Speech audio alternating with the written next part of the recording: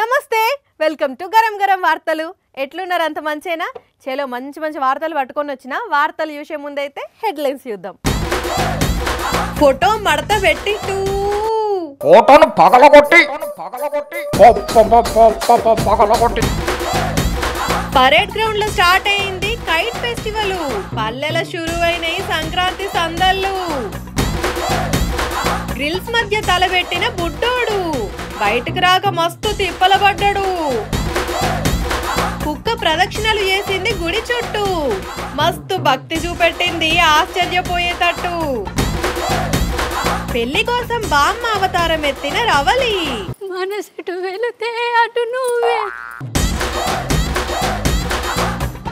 ఆ కుర్చీని మడతబెట్టి టూ టు టు టు టు అని గుంటూరు కారంల పాట ఎట్లయితున్నదో అంతకంటే ఘాటుగా ఓ టీడీపీ లీడరు ఆ ఫోటోని మడతబెట్టి టూ టు టు టు టు అని అన్నాడు. మరి ఆ కుర్చీ కదేందో మనకు తెలుసు కదా, అట్లనే ఈ ఫోటో కదేందో కూడా తెలుసుకుందామా? చలో పొలిటికల్ గుంటూరు కారం.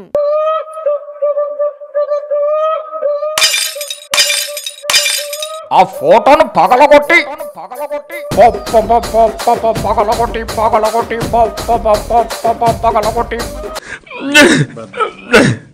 గుంటూరు కారం సినిమాలో మహేష్ బాబు కుర్చీ మడతబెట్టి టూ టూ టూ టూ టూ టూ టూ అన్నట్టు పొలిటికల్ గుంటూరు కారంలో రాయపాటి రంగారావు చంద్రబాబు ఫోటో పగలగొట్టి టూ టూ టూ టూ టూ టూ టూ అన్నాడు.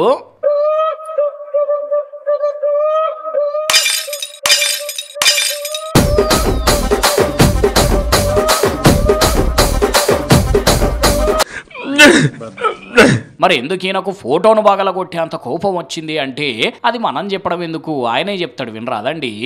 మా కుటుంబానికి చంద్రబాబు నాయుడు వాళ్ళ కొడుకు లోకేష్ చాలా అన్యాయం చేశారు. అది మ్యాటరు. బాబు గారు ఆయన పుత్రరత్నం లోకేశం గారు ఇద్దరు మోసం చేసిండ్రట. దగ్గర 150 కోట్ల దాకా తీసుకున్నారట. అందుకే టీడీపీ అనేది పార్టీ కాదు, అదొక వ్యాపార సంస్థ. లోకేష్ చంద్రబాబులు స్వార్థపరులు అని సర్టిఫికేట్ ఇచ్చే మాటలు మాట్లాడుకుంటూ ఆ పార్టీకి రాజీనామా చేసి లోకేష్కు ఒక పెద్ద సవాలు విసిరిండు. ఇల్లు అక్కడ పొడి చేయి, నీ ఇల్లేది అక్కడిక్కడ, నువ్వు రాయలసీమ దమ్ము ధైర్యం రాయలసీమ అక్కడ లేరా మనుషులు, అక్కడ మీ కులస్తులు లేరా, ఎట్లా గెలుస్తా చూస్తా బగలగిరిలో బాధ్యత. లింగం లింగం లిట్టుక్కో లింగం పానం గుట్టుక్కో అన్నట్టు ఇప్పటికే ఓడిపోతానో గెలుస్తానో అని భయంతో వణుకుతున్న లోకేష్కు రాయపాటి ఛాలెంజ్తోని గుండెల్ల రైళ్లు పరిగెత్తుతున్నాయి కావచ్చు. మరిగా ఇప్పటికే కేశినేని నాని పార్టీని వీడిండు, ఇప్పుడు రాయపాటి కూడా రామ్ చెప్పిండు. ఇంకా ఫ్యూచర్లో ఏం జరుగుతుందో, ఎంతమంది బయటకు వస్తారో చూడాలి. సంక్రాంతి వచ్చిందంటే ఇంట్లో పిండి వంటలు ఖచ్చితంగా ఎట్లుంటాయో, పిల్లల చేతుల పతంగాలు కూడా అట్లుండాల్సిందే. పిల్లలేంది పెద్దోళ్ళు కూడా పతంగులు ఎంతో సంబరం కొద్దీ ఎగరేస్తుంటారు. అట్లాంటి పతంగుల కోసం పరేడ్ గ్రౌండ్లో ఓ పండగే జరుగుతుంది. పోయి ఎట్లా నడిచొస్తుందో ఓసారి చూద్దాం పాండ్రి. ఇంటర్నేషనల్ కైట్ ఫెస్టివల్ కలర్ఫుల్గా సాగుతున్నది. నెదర్లాండ్, ఆస్ట్రేలియా ఇట్లా 16 దేశాల నుండి ఖతర్నాక్ కైట్స్ తీసుకొచ్చి పరేడ్ గ్రౌండ్లో ఎగరేస్తున్నారు kite players. It's a nice place. Great people, good festival actually, yeah. మంత్రి జూపల్లి సారు అట్లా ప్రారంభించిండో లేదో ఆకాశం అంతా రంగురంగుల పతంగులతో నిండిపోయింది. 3 ఏళ్ళు అవుతున్నదా ఈ ఫెస్టివల్ జరగక. అందుకే చాలా మంది నగరవాసులు ఊర్లలోకి వెళ్ళనోళ్ళు పరేడ్ గ్రౌండ్ కు పరుగులు తీస్తున్నారు. ఇక అట్లనే మన మోడల్ మాజీ మంత్రి మల్లారెడ్డి సార్ కూడా ఎంజాయ్మెంట్ అంటేనే మల్లారెడ్డి అంటేనే ఎంజాయ్మెంట్ అన్న రేంజ్ లో ఎగిరేసిండు పతంగులు. ఇక కైట్ ఫెస్టివల్ తో పాటు ఫుడ్ ఫెస్టివల్ కూడా అదే పరేడ్ గ్రౌండ్ లో జరుగుతుండేసరికి స్వీట్ల గుమగుమలు అక్కడ ఉన్నోళ్ళకే కాదు, బయట రోడ్డు మీద ప్రయాణిస్తున్న వాళ్ళ ముక్కులకు కూడా దాకినట్టున్నాయి. మరి చూపు మెచ్చిందంటే కడుపు మెచ్చుతుంది అన్నట్టు చూసేందుకే ఎంత చక్కగా ఉన్నాయంటే ఎంత కమ్మగా ఉన్నాయో. మరిగా 3 రోజులు సాగుతుందట పతంగుల పండుగ. ఇక ఎవరికన్నా వీలుంటే అట్లా పరేడ్ గ్రౌండ్ పోయి పతంగులు ఎగిరేసి నచ్చిన స్వీట్లు తిని నోరు తీపి చేసుకొని రండి, సరేనా? సంక్రాంతి సంబరాలు అప్పుడే మొదలైనవి. ఏ పల్లెన చూసినా సందళ్ళు కనిపిస్తున్నాయి. ఇప్పటికే పట్టణాల నుంచి చాలా మంది పల్లెలకు వస్తే మిగిలిన వాళ్ళు దారిలోనే ఉన్నారు. ఇక సంక్రాంతి అంటే మామూలుగా ఉండదు కదా, అందుకే రకరకాల పందాలు మొదలైనవి. వాటిని చూసేటందుకు పబ్లిక్ కూడా ఆతృతగా ఎదురు చూస్తున్నారు. రంగురంగుల ముగ్గులు వాకిళ్లను నింపినాయి. కోడి పందాల కోసం బరులు రెడీ అయినాయి. హరిదాసుల పాటలు, గంగిరెద్దుల ఆటలు వాడవాడన మొదలైనయి.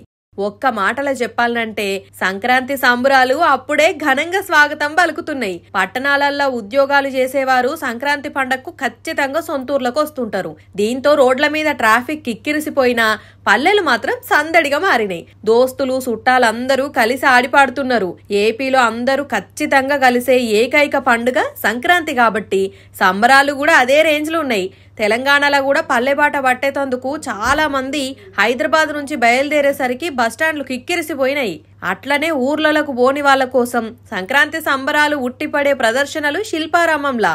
మరి ముందు రోజే సంబరాలు ఈ రేంజ్లుంటే ఇంకా రేపు ఎల్లుండి ఏ రేంజ్లుంటాయో. తెలంగాణలో ఆర్టీసీ బస్సులల్లో అమ్మల కల కష్టాలు ఎట్లున్నాయో ఆధార్ కార్డు అప్డేట్ చేయించుకునేటందుకు కూడా అంతే కష్టాలు పడుతున్నారు. పొద్దున లేవంగానే పోయి ఆధార్ సెంటర్ దగ్గరనే కూర్చుంటుండ్రు. చెప్పులు లైన్లో పెట్టి మరీ కూపన్ల కోసం ఇబ్బంది పడుతున్నారు. మొన్న తాండూరులో అసలు పరిస్థితులు ఎట్లున్నాయో చూసినాం కదా. అయితే ఈడ చూడుండ్రి, ఒక అక్క ఆధార్ సెంటర్ దగ్గర ఎంత ఇబ్బంది పడ్డదో. అమ్మా తిరిగి తిరిగి అలసిపోతున్నా, ఇక నా వల్ల కాదు మేడం, ఎంతకని తిరగాలే ఏంది తిప్పలని మొహమంతో చిన్నగా వేసుకొని బాధగా టోకెన్ అడుగుతున్నది ఈ అక్క.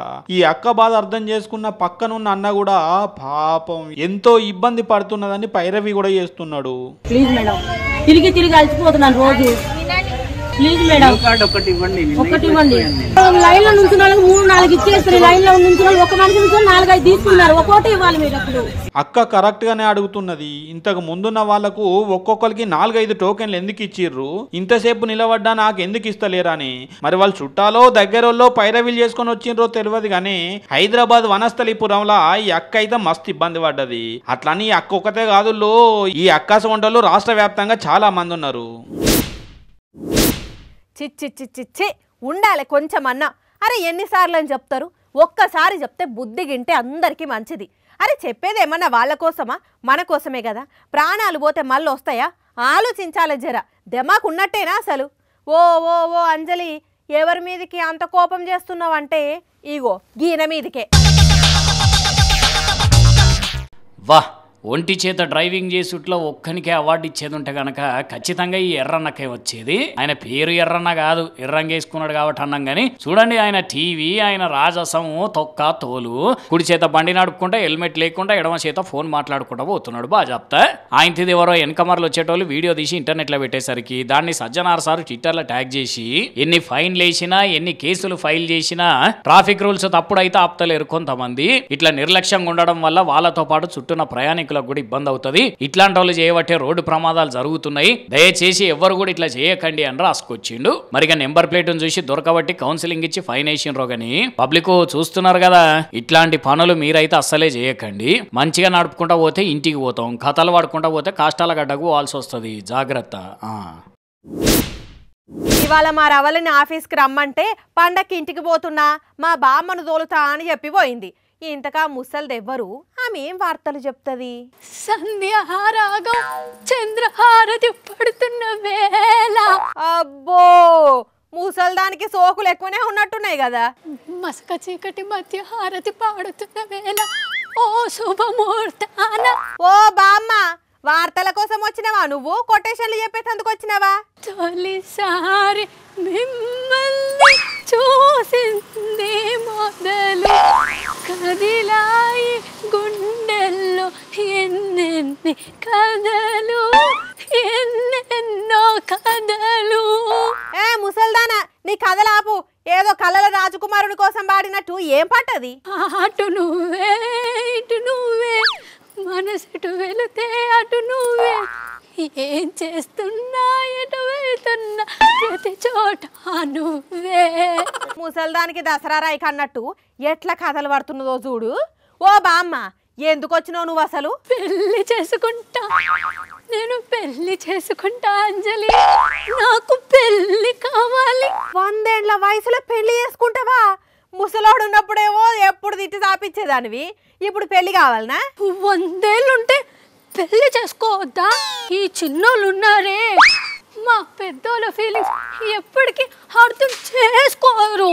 చిచ్చి, నువ్వు సిగ్గుపడకు, నాకు చచ్చిపోవాలనిపిస్తుంది. అయినా ఇదేం పోయే కాలమే నీకు? మనవళ్ళు మనవరాలకు పెళ్ళై వాళ్ళ పిల్లలతో ఆడుకునే వయసులా నీకు పెళ్ళైంది? కుళ్ళు నీకు, నీకంటే నేను మంచిగా ఉన్నానని. నిజమే, నాకు ఒక పెళ్ళన్నా కాలేదు, నీకు పెళ్ళిళ్ళ మీద పెళ్ళిళ్ళు అవుతున్నాయని కుళ్ళు. నాడు నీ ముసల్దానికి ఏడ పని లేదు.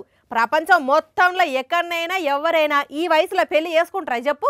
ఎందుకు చేసుకోరు? మలేషియాలా సితి హవా హుసేన్ అని 112 ఏళ్ళ అవ్వ 8వ పెళ్లికి రెడీ అవుతున్నది. ఏంది 112 ఏండ్ల వయసులో 8వసారి పెళ్ళా? అవునంజలి, 100 ఏళ్ళు బతుకుడమే కష్టం అంటే ఈ వయసులో పెళ్ళేంది? ఆమె ఇప్పటికీ ఆరోగ్యంగానే ఉన్నదట. ఇంతకు ముందు చేసుకున్న భర్తలల్లా కొంతమంది చచ్చిపోతే ఇంకొంతమందితోని సఖ్యత బాగాలేదంట. ఆమెకి 19 మంది మనవాళ్ళు, 30 మంది మనవరాళ్ళు. అయితే 8వ పెళ్ళి చేసుకోవాలన్న కోరికతోని వరుడి కోసం చూస్తున్నదంట. ఇక్కడ మాకు ఒక్క అబ్బాయికే నచ్చినోడు దొరకట్లేదంటే ఆమెకు అంతమంది ఎట్లా దొరికిండ్రు? మరి ఇంతకు ఇప్పుడు దొరికిండట్నా? చూస్తుంది. ఈ విషయం తెలుసుకొని ఎవరైనా అబ్బాయి పెళ్ళి చేసుకుంటా అని ప్రపోజ్ చేస్తే చేసుకుంటుందంట. అట్లాంటి అబ్బాయి కోసం చూస్తున్నది. అబ్బాయి అనకు, తాత కోసం చూస్తున్నది అను. నువ్వు ఏమన్నాను, ఎట్లనన్నాను? ఆమెకి పెళ్ళి కావాలి, నాకు పెళ్ళి కావాలి అన్నట్టు నా పెళ్ళికి నువ్వు తప్పకుండా రావాలంజలి. ఏంది అంజలా? నా పేరు నీకెట్లా తెలుసు? రావాలి పిల్ల నువ్వే కదా? గుర్తు పట్టినమా అంజలి? ఏంది కథలు? ఈ ఏషమేంది? 112 ఏళ్ళ బామకు పెళ్ళి అంటే నాకు కూడా విచిత్రం అనిపించింది. అందుకే నేను కూడా బామలక గెటప్ వేసుకొని నాకు పెళ్ళి కావాలంటే అందరు ఏమంటారా అని అనుకున్నా. ఎట్లుంది అంజలి, బాగుందా నా గెటప్? నువ్వు ఒరిజినల్గా ఉన్నట్టే ఉన్నావు. మన దేశంలో సాంప్రదాయాలు బాగుంటాయి కాబట్టి ఇలాంటి వార్తలు మనం వినం. గాని ఫారెన్లో చాలా మంది బట్టలు మార్చినంత సింపుల్గా భార్యాభర్తల్ని మార్చేస్తుంటారు. పో, ఇదేం పద్ధతో పాడో. మామూలుగా భక్తులు పూజలు చేస్తుంటారు.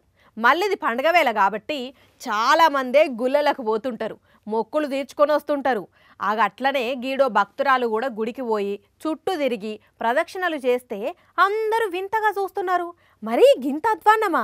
ఆ భక్తురాలకు భక్తుండుట్ల తప్పే ఉన్నది. ఓర్ని ఎవరో వచ్చిండ్రు అంటే మనిషి అనుకున్నాము.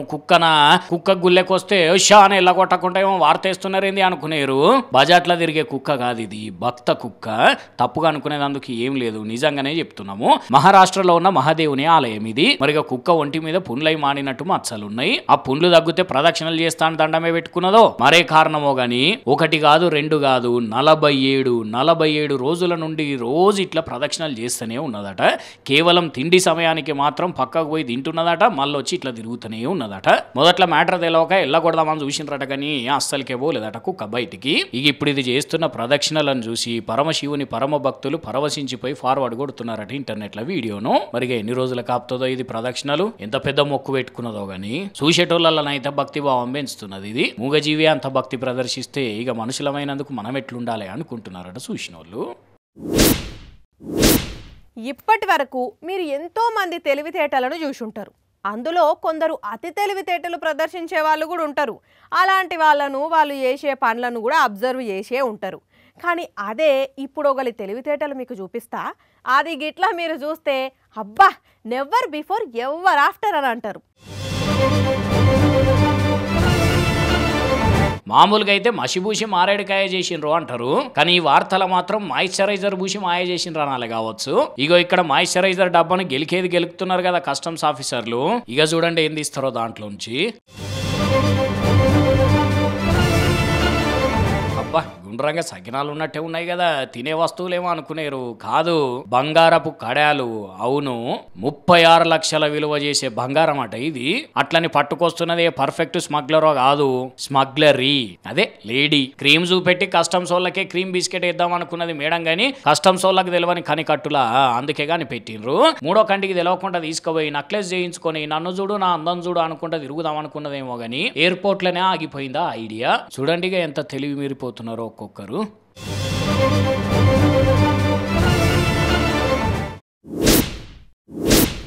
ఇక ఇవి మరి ఇవాళ గరం గరం వార్తలు. మళ్ళీ ఇదే టైంకి రేపు ఇట్లనే మంచి మంచి వార్తలు పట్టుకొని వస్తాం మీకోసం. అప్పటిదాకా ఏం చేయాలి? చూస్తూనే ఉండండి సాక్షి టీవీ. యాదుకున్నది కదా టైము, రాత్రి 8:30కి, మళ్ళీ పొద్దున 8:30కి. ఉంటాం మరి.